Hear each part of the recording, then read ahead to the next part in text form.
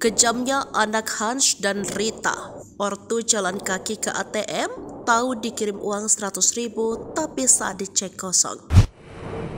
Kekejaman anak Hans Thomaswa dan Rita Thomaswa tak sekedar biarkan ortu tewas membusuk di dalam kamar saat tinggal berdua.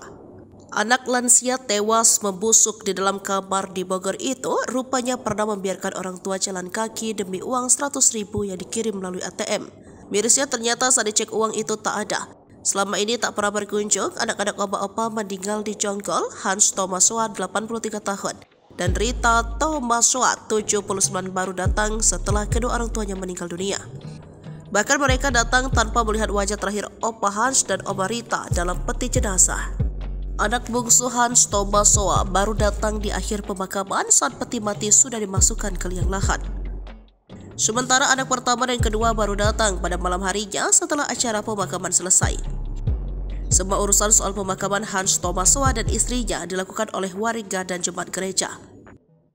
Tak meminta maaf, anak pertama dan kedua Hans Thomaswa bahkan tiba-tiba ingin masuk ke dalam rumah oma dan opa.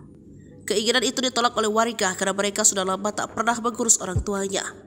Jasad Hans Thomaswa dan Rita Thomaswa ditemukan oleh warga di dalam kamar rumahnya pada Sabtu 13 Juli 2024. Kondisi Opa Hans dan Oma Rita saat ditemukan sudah membusuk. Pasutri lansia itu diketahui tinggal berdua saja di dalam rumah.